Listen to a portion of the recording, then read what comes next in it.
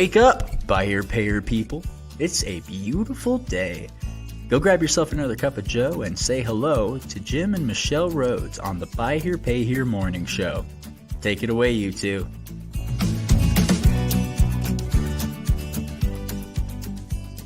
Good morning, Hello. everyone. Welcome. Welcome. We're happy to have you. Yep. And we got another Wednesday in Utah with some schizophrenic weather. Which means it was raining. Now it's snowy. Yeah. No, it's raining. Soon it'll be raining again. Yeah. And then, in a couple of days, it'll be shoveling snow again. So. Well, luckily, it's been, the snow has been staying up in the mountains. So it's kind of fun. We live up, we call it, it's like the bench. Yeah. And so we're up and we can, we usually get snow where everyone in the valley is not. And it's just kind of fun when it gets clear and you can see this line of snow that goes all around the valley. It's fun. I really enjoy it. So. Yeah. Well, it's been nice. It's been a little milder, and cold. Not nights, as much rain, but yeah. Yeah. Good. And we got some announcements. Let's get our upcoming events lined out. We got this coming Friday, the 23rd. We got Amanda Butler Sanchez joining to talk about the power of delegation. The power of delegation. Amanda's been going through a bit of a shift with her business and all of that, and it was kind of fun to catch up with her a little bit and talk a little bit about that. And so I asked her after we had the conversation, I was like, how do you feel about coming on the morning show? And she's like, yes, because it really, I think that it those of you who are listeners that know Amanda, she's just always just working and doing her stuff, and so it's a beautiful thing that as a friend that I've been able to see happen. So, and it'll be interesting. You probably will be able to talk about in that context. There's bound to be a tie-in to the Pumpkin Plan, the book that they introduced us to, and I think there's bound to be some tie-ins there in terms of how so that I'm looking works. forward to having Amanda, and we had Hugo last Friday. So we're keeping it Butler Sanchez on Fridays. Butler Sanchez Fridays. Yeah, that's right. Yeah. And then coming up on the 6th of March, we have attorney Allison Harrison out of Ohio is going to join us to talk about truth in advertising. So that's coming up some in Facebook and some of the Facebook groups. We're hearing conversations around advertising price versus down payment. And I'm just keenly aware that, it's a good idea. It's just, we got to be super careful with truth in advertising when we start advertising what they call triggering terms. So Allison is coming on the 6th of March to talk to us about triggering terms. I also, I watched a webinar from Ignite. And it was around this too. So after we're done with this, if y'all can get a hold of the webinar there too, it was a really good one. And my thinking about this one is like, we can all make compliance mistakes. This one's pretty visible. It's like out there. And in most cases, it's like documented. It stays there. And it seems like there's, I think NIADA just did or is about ready to do a webinar on this same kind of topic as well. So there's a lot of stuff that's out there about this. And I think one of the reasons why is because it's tax season. People are like in this frenzy and it's like more. And what can we do to get people in? And more and advertise, because people got money, they want to spend it, and I want them to spend it with me. And so we get a little sloppy. Well, people get in a hurry, and it's frankly, it's a lot of misinformation, lack of knowledge. Like I could say, you're talking about webinars. I've been seeing webinars on truth in advertising and magazines and whatever since I was a dealer in the early 2000s. I mean, it's been around for many years. It's just that dealers in our space are more susceptible to it. It's the same thing basically with triggering terms is when you start talking about financing terms like down payment or payment amount, then you're implying that the conversation's around financing. And when we do that, we have to fully disclose. So there's some, we'll talk to Allison on again on March 6th. That's a Wednesday. So we'll have her come and join us for that conversation. And then the webinar, the White Hat Way webinar, first one for this season is March 15th. Right. And that will be an evening webinar. It'll be at 7:30 Eastern. So put it on your calendar. We'll be getting a bunch of stuff out about that this week. Maybe my date is wrong about what, the 15th is what day of the week? It's a Thursday. Okay. So maybe my date is wrong about Allison's appearance, but yeah. or the day of the week, rather. But the topic is going to be team culture, about retaining and, engaging a good team. And, that a lot of conversations we've been having recently, that seems to be something that a lot of people are either struggling with, or it's like, I'm trying to improve. And so we have a few people that are going to be coming and talking about this, and dealers that have a lot of success in being able to create a great culture. And I'm thinking that I'm going to add a vendor perspective as well for the vendor teams. It's because this is kind of a universal topic. It's not specific to buy here, pay here, but it's specific to running a business with a team. Sure. And how do you do that? And how do you keep them? Right? How do you keep them? So it's all part of the conversation. So great. So shall we jump into our topic of the day? I think that's a great idea. Yeah, and I will beg a little patience with our listeners today, because I think this thread, this conversation is an interesting one. It's a challenging one for us to be able to kind of express the pieces that were important in this situation. But really, something going on there. I don't know. So, sorry, I've got a little device distraction. But so the conversation today is really around this idea of the power of creating trust in groups. So you can extend that to whatever size group you want. Yeah. Well, and I know just from, we talk an awful lot about dealer 20 groups and the how and talking with members that have been members of a dealer 20 group, that there becomes a camaraderie, and you're able to kind of go a little deeper. Yeah. A lot of times in not only friendship, but in some of the whys, and not why, but why. Sure. And yeah, it's so. Yeah. So I think the thing about this in this context is we've been working through some stuff in the V8 groups, right? This is a new format, and so we're figuring out, some of the challenges of managing groups, and some of the stuff that NCM and now NIAD have been dealing with, for a long time. But in the context of a V8 group, we're kind of pioneering some stuff over there, and it's, as we've done it, I've come across some things that are, I'll call them opportunities. Like they're just some things that are things to be aware of. And when we create this level of trust, which is largely created through transparency and commitment. I mean, we're asking all the dealers to pledge, and everybody who comes in and signs in a V8 agreement is pledging confidentiality. Correct. Right? So they're pledging confidentiality. And at that point, they assume that it's being, within their group. But one of the interesting things that's been happening, as with me personally moderating the meetings at this stage, is I'm finding there's tremendous opportunity in being able to share information from one group to another. And while we haven't specifically addressed that, we are now, because this is something that it's part of the benefit that we have here, is being able to share information and speak freely, across those platforms. But to do that, you have to create some level of trust. So one of the ways I'm doing that is I'm going back to all of the members of all the groups now and adding we'll call it a supplemental confidentiality agreement. And I'm just basically asking everybody in all the groups to say, do you have any objection to us sharing your information with the other groups who have also pledged confidentiality? Yeah. I mean, if they choose, that's totally okay. But I won't be surprised to see one or two come back. It's been interesting to see how that overall, I think that dealers want to help other dealers, Yeah. and that they want to be able to what kind of things can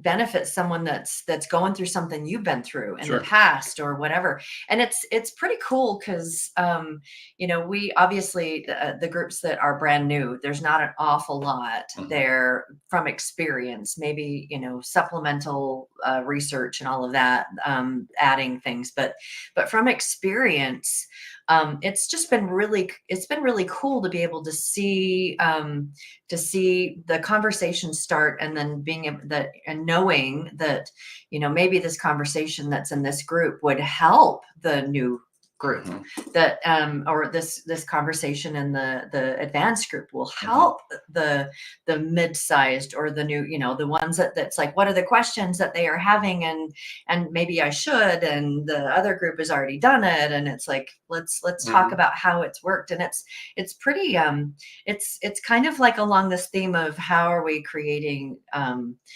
ecosystem of like dealers that can talk to each other too. Yeah, and I think for me as a coach moderator here, like one of the things that I'm aware of, and we talk about it. Like, for example, this morning, I will tell you a story about a dealer that's in one of our groups, that is a dealer in the Northeast who's experiencing a really sudden shift in their volume. Yeah.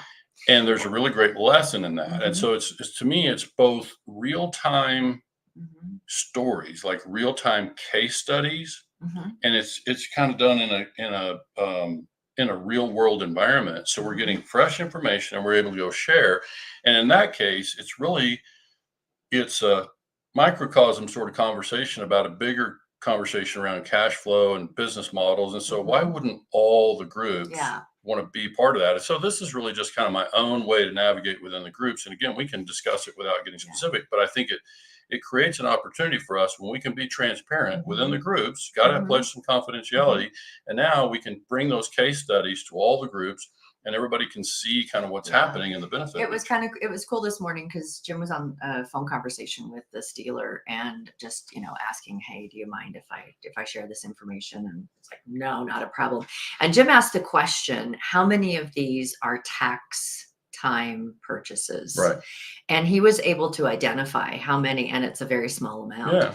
And so it's like, okay, that there is some interesting things there that might be able to help other dealers. Yeah. So for context, this is a dealer who's newer, 100 plus accounts, been kind of started out dabbling in buy here, pay here, and we started working with them, and they've kind of been stepping some things up and making some operational changes to facilitate some growth. And they're usually in the range of 7 to 12 sales a month has kind of been their volume. And in fairness, up to now, it's kind of been almost a secondary business for them. Now they've on our recommendation, they got a second sales location where they can really devote some attention to a buy here, pay here model, and it's taken off. They're on pace this month to do 30. And so it's like, that's a sudden shift, and they're dealing with all the stuff. So there are challenges certainly associated with that pivot. So we certainly want to be able to lean on the other members as mentors and talk through some of that. But I think the part that I was most interested in is the case study, because you've got other dealers over here who are holding out for a larger down payment or whatever, and they're not doing any volume. So is this why is this the why of you think that the volume has shifted so much? Well, is because of down payments? We can't say. I mean, I don't know all the pieces yet. I mean, there's stuff still to learn. Certainly having dedicated locations, one thing. I don't know exactly what this dealer has done with their marketing to drive all this traffic and leads, but they have approved using a sophisticated underwriting system. I was able to verify this morning. We're not compromising underwriting. We're still underwriting in the same way, and we're doing business. And so that's all good. I think my main purpose here in this conversation is it's an example of a conversation that, when that dealer pledges confidentiality and says, I agree to not share anything from inside this group outside or outside all the groups, then if everybody will pledge that, then the level of trust, and I put in the description of the show, it's like, now we have a group of people that are trusting of the others and who are also trustworthy. Okay, so now it facilitates an opportunity even across the groups. So that's what I'm saying we have an opportunity to do here, and speak freely, like use names, use case studies, show the numbers, take them inside the actual thing, and be able to have people see the benefit. And I think for me, this is a really rich conversation around cash flow and business models. It's like, these people change their business models or choose business models based on certain things. And I think each one has its advantages. But in this case, we get to go inside the math, do the studies.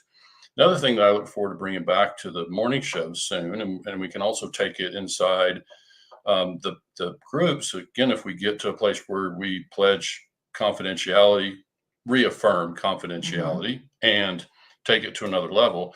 I just completed with a dealer kind of the first phase or two of a 400 charge-off study. Charge-off of over study. a course of years. Yeah. Yeah. Yeah. So it's basically looking at their history of charge-offs, and we looked at 400 charge-offs, and there's tremendous lessons in that. Right. And so we want to be able to share those kind of things with the other groups. And so again, when we get to the place where, I'm happy to contribute my lessons and what is learned from my data and my experience, I'm happy to share that with the other group members, including the ones that are not a part of my home group. Then that's the part that kind of was had me energized around this whole opportunity when we create a trusting environment. And I can't help but think about, I've shared with you that I was part of and I guess I'm still part of an organization that had it was an entrepreneurship circle, right? And it was not car centric at all. It was just entrepreneurs who love to create and build and all of that. Yeah, and I came in contact with that group here in Utah, and I think it really served me well. Like I met a lot of really brilliant people, and all that stuff. But I think that the big takeaway in all that is the culture of that particular group was such that if you came into that group as a visitor and you didn't fit the mold that was kind of curated and established in terms of the culture and identity of the group. Well, what was that culture and identity of the group? Well, that particular culture was really around being a giver. Like if I show up as an entrepreneur, I need to be prepared to give of my expertise and my experience and my resources, talents, connections, give to the other members of the group. And I can just tell you in that particular group, if that wasn't your mindset, you stood out like a sore thumb. Like you weren't invited. You weren't reinvited. Yeah, you just didn't belong. It wasn't a good fit. Yeah. So in that case, it was about givers versus takers. But the point is the same. It's like when you create that culture and that you have that identity, then I think dealers are going to recognize when somebody's not upholding, so dealers are going to need to pledge to, they agree to it and they pledge to uphold the practices, that, that we're implementing there. And it doesn't have to be full on, like our Appendix W has a long list of all the things that we're asking people or that we're pledging. And when we sign an Appendix W, all the things that we're pledging. The dealers in a V8 group don't have to pledge all of those things, but they certainly have to demonstrate that they're committed to being trustworthy and maintaining confidentiality. And when we succeed in creating that environment, then we just can really open the doors and start helping one another. Appendix W, if you're interested, is if you go to whitehatway.com, it is the code of conduct. And we actually have created a supplemental sheet that goes into any contracts that we sign that we pledge that code of conduct. And so it's called Appendix W. I also think that, there's a lesson to be learned here too in our teams as well.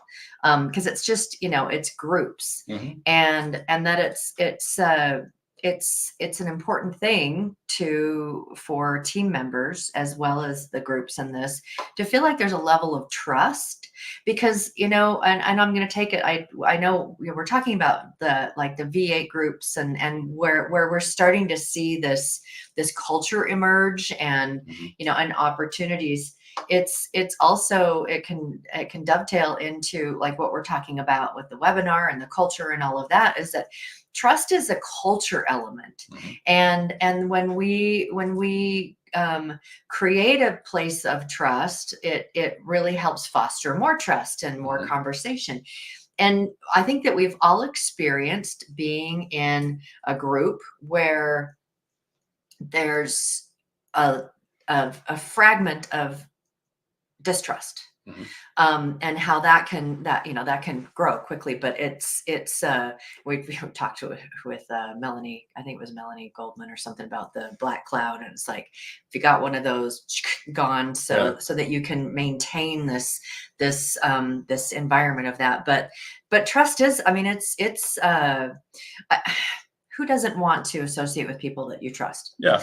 And when you can start to build those levels of trust, and that's one of the things that the V8 it's something that we're just beginning to build. And, I see from conversations about 20 groups that have been around for a really long time, and the level of trust that starts to develop too, and the conversations that can be had. And I'm really enjoying it's, on a monthly basis, and just hearing hey, what did you, hey, is that real? I mean, hey, what's this about? Hey, and it's bringing dealers together that wouldn't normally, like, you may not be able to have that kind of a conversation in a social media platform. But you can in this small little ecosystem of, let's share some of the things that are the KPIs and the running drivers. And then, you see a number, and then you watch the questions just start. And so that level of trust in just starting to ask the questions, and then, hey, can I connect with you here? And that it's been a beautiful thing to witness as Jim is like stepping away, because he's like right now the holder of the conversations for all of the groups. And he's like, that would be really beneficial to this group to have a conversation around this. Yeah. And that, we're just, that's kind of where this conversation stemmed from. It's like, how do we create within all of V8, this culture of understanding, even if it's not your group, that you can trust that the information will be held in confidentiality and in a respectful and in a truthful manner. Sure. And shared because I mean, it's I think what we're trying to create with this is just dealers helping dealers. It's not just connecting over a beer, but it's about dealers helping dealers. Sure. And connecting and, trying to improve by creating some, just this culture of, I trust that your numbers are right. Right. I trust that you're, that you're not. The reason they can trust the numbers right, because I'm validated. I'm going to validate, and I've been telling our members in the month of come March, I don't have a way to validate numbers, you won't have a seat in the group. And I can tell anybody else out there that's contemplating a group, if you don't let us validate your numbers, we won't have what one of my fellow 20 group members many years ago said. These groups sometimes can just be a liar's club. That's because it's a way to submit data. People can stretch their numbers and make themselves look better on paper than they really are. And we're just not going to have that environment with V8. So I've made it clear to everybody. It's pretty raw. And the numbers. And our numbers are pretty simple, straightforward. But I'm just saying, if we can't validate numbers, you're just not going to be able to be part of a group, because that's something I pledge on behalf of, to our members, is I'm going to make sure that the numbers that we're looking at are legitimate numbers and are sourced from the DMS, to make sure that we're accurate and are comparing apples to, because people give up their time, right? They give up their time to show up and do this, and they're making sometimes business judgments and decisions based on this. And so we're going to have good information. So that's part I can help create in terms of a level of trust in the data. And then the other thing is just going to be trust. If we can maintain confidentiality, if we find that people are breaching confidentiality, obviously they'll be out as well. So that's something that, this is where we have to create that environment. And I'm committed to it. We're just committed to make sure that dealers can speak freely. Yeah, and we look forward to the opportunity, as well as some of these conversations grow, and we see it really help other dealers within V8 of being able to take that to the morning show, or if it's things that it's like, this is stuff that will help everyone. Right. And how can we help all dealers to get better in certain aspects of their business. And it's like I said, it's been a really fun thing to observe thus far. Sure. In good what's stuff. Happening in the groups. Well, let's just recap quickly. We can wrap up there. I think this coming Friday, Amanda on the power of delegation. Yes. And then on March 6th, we got Allison Harrison coming. I'll double check that date, but let everybody know when that's actually going to happen. But my memory is that that's the 6th. And then March 15th is the webinar on retaining and engaging talent. It's talent, Right. and it's going to be about team cultures, Right. and how we can help to foster just an environment that people, you hear dealers every once in a while that are like, yeah, I haven't my team is 10 plus years in with me. Sure. And then you've got others that it's like, I'm losing people. It's like, I'm, and I'm Yes. trying to hire, and it's really hard. And so, how do you, if you get good talent, how do you keep them? How do you Sure. keep them engaged? Yeah, for So, sure. yeah. Well, let's wrap up there and let folks get back Alrighty, to their Wednesday. But yeah, we appreciate you tuning in. And just remember, you can find all these Wednesday episodes over on YouTube. You can certainly subscribe to the channel when you're over there. But all of our content ends up over on YouTube. Yep. Except those paid. There's a couple of paid events. Yeah, that'll be on Nation Television, our Nation BHPH Institute.com. Thank you. More .com. coffee? I do need some more coffee. Have a great rest of your day, and we'll see you on Friday. Thanks so much for joining us, everybody. Thanks.